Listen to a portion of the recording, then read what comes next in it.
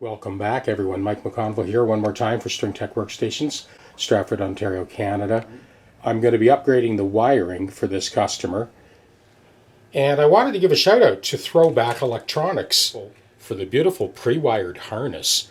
Man, they're making it easier by the minute for all you guys sitting at home swapping out pickups.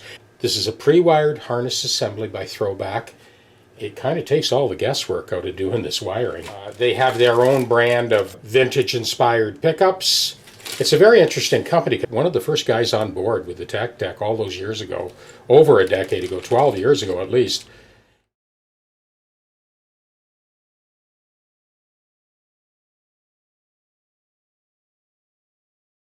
I was kind of surprised to discover they had bought all the original pickup winding equipment from the former Gibson plant, if I understand, in Kalamazoo, Michigan. And they basically resurrected the old PAF pickups using the actual machines that wound those original pickups. Anyways, all these years later, this customer, another collector, is kind of a slew of Les Pauls and some other guitars as well, showed up with this wiring harness. I thought I'd take a minute and show you that. It certainly simplifies the whole process of upgrading your wiring. So that's the harness that's going in here.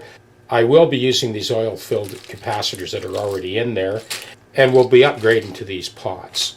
And of course, we'll give you a play-by-play as we go through it. Now, on the other TechDeck, they've dropped off this CS356. So this is an actual carved top, solid carved top.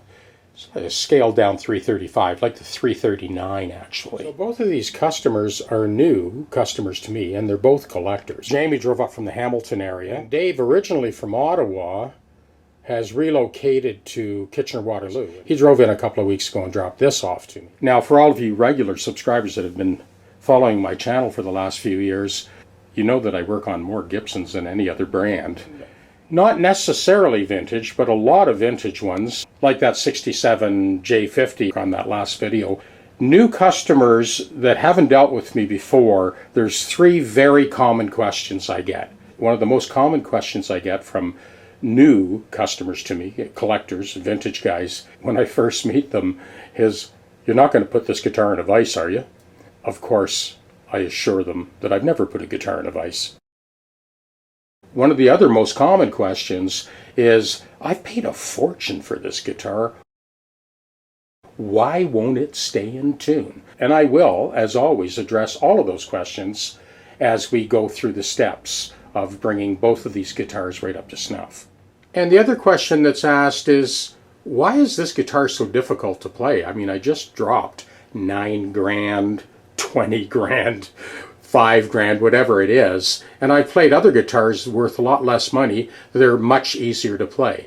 And that's a multifaceted question too, but I will address that as well as we go through the full treatment on both of these beautiful Gibson guitars. Stay tuned, lots more to come.